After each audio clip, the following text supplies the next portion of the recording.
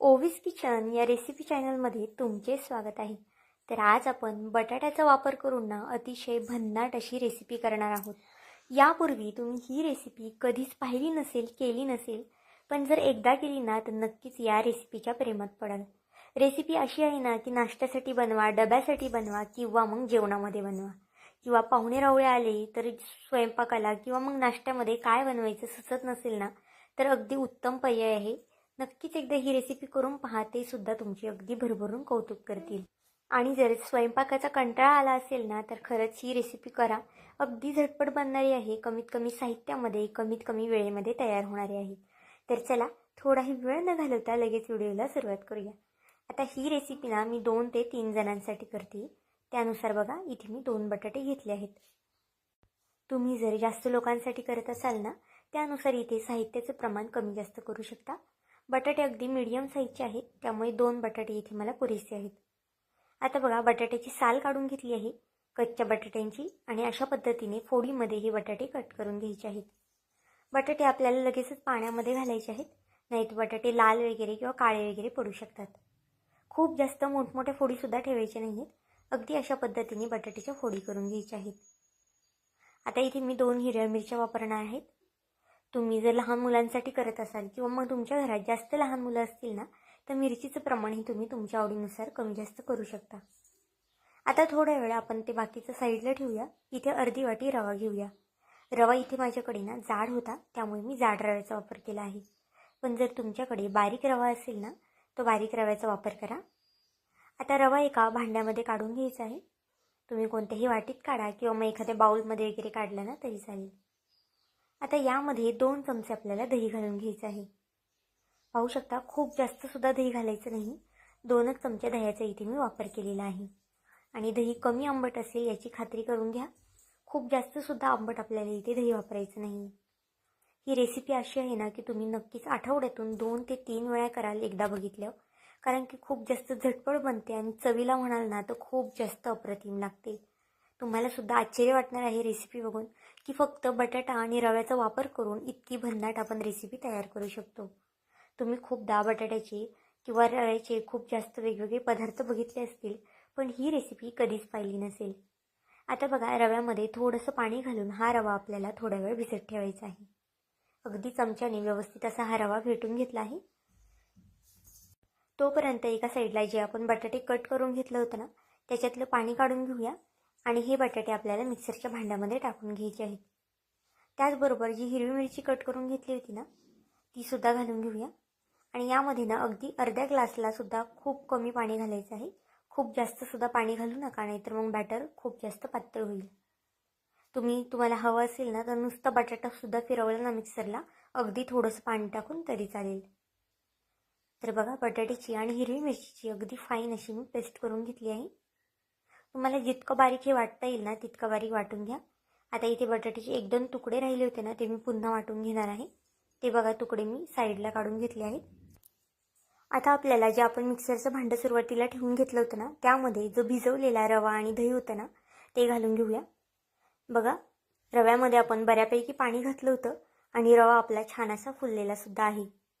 जर तुमचा रवा बारीक असेल ना तर तुम्ही न मिक्सरला फिरवता डायरेक्ट यामध्ये घातलं ना बॅटरमध्ये तरीसुद्धा चालणार आहे.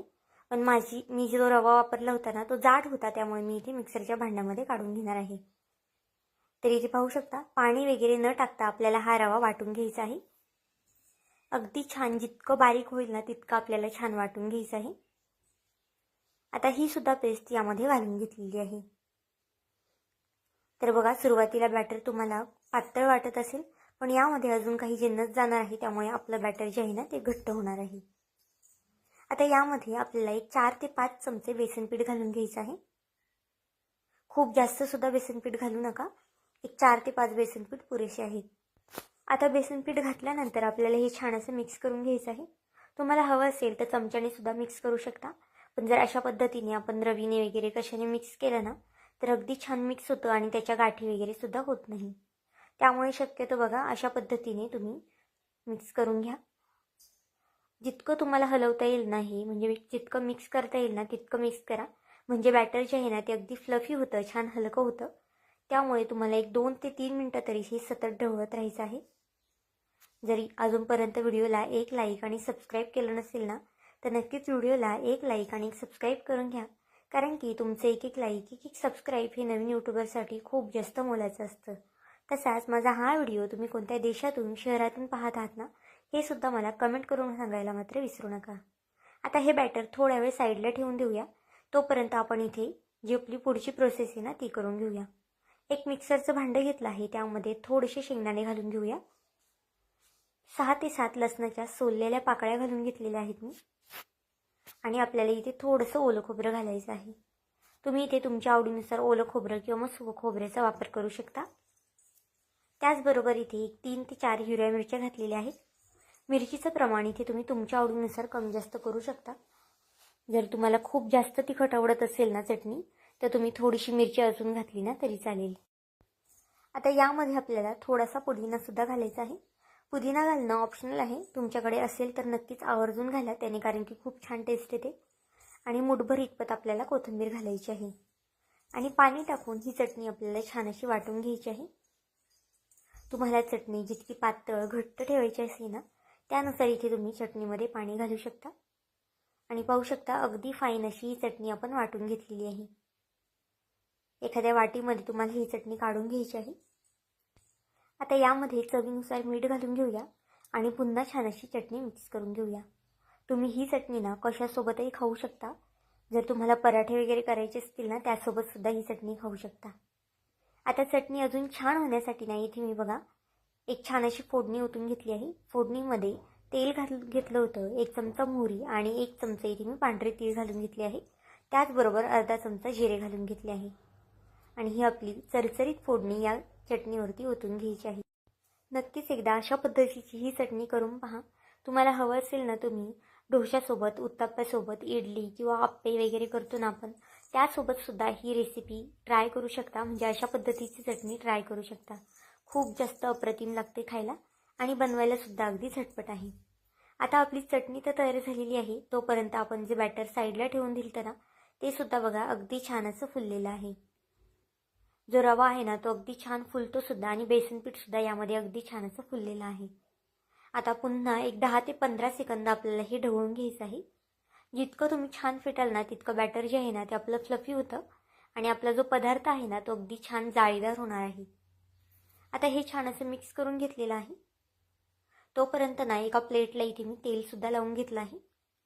तुम्हाला जर हवं असेल तर तुम्ही आपला जो कुकरचा डबा वगैरे असतो किंवा केक टेन वगैरे असतो ना, त्यामध्ये सुद्धा अशा पद्धतीने तेल वगैरे लावून घेऊ शकता आणि त्यामध्ये सुद्धा हे बॅटर तुम्ही ओतून घेऊ शकता.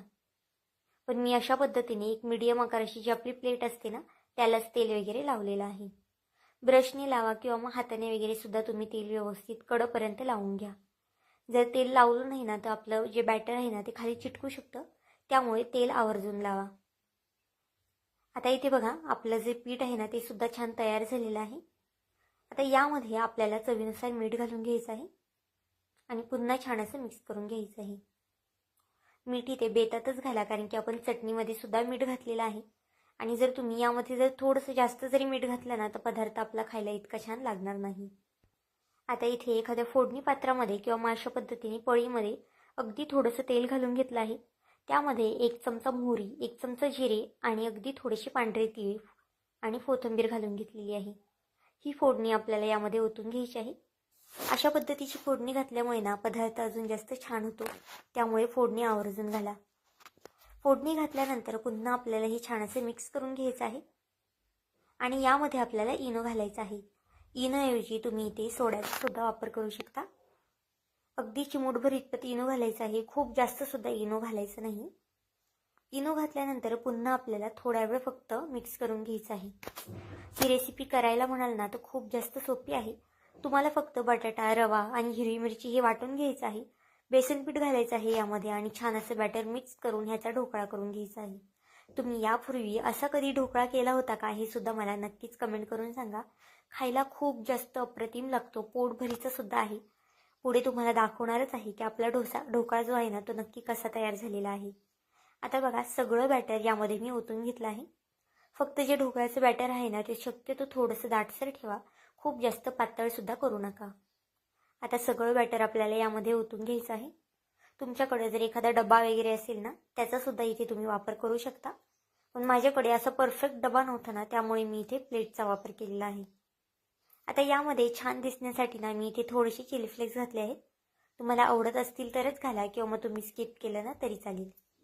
चिली फ्लेक्सऐवजी तुम्ही जी आपली लाल तिखट किंवा बेडगी मिरची असते ना, ती सुद्धा वरून थोडीशी भुरभरू शकता आणि थोडीशी वरून कोथिंबीर घालू शकता. तोपर्यंत एका साईडला बघा, इथे मी कढईमध्ये पाणी घातलेलं आहे आणि त्यावरती एक चाळण ठेवली आहे. आणि त्यानंतर आपल्याला त्यावरती ही प्लेट ठेवून द्यायची आहे अगदी आल्लाद्री. आणि मीडियम गॅसवरती हा ढोकळा शिजून द्यायचा आहे. 7 ते 8 मिनिटामध्ये ना आरामात हा ढोकळा शिजला जातो. बघा, अगदी 7 ते 8 मिनिटामध्ये हा ढोकळा आपला शिजलेला आहे. तुम्हाला जर वेळ नसेल तर तुम्ही संध्याकाळचंच हे बॅटर बनवून ठेवू शकता आणि नंतर सकाळ हा गरमागरम ढोकळा तुम्ही बनवू शकता.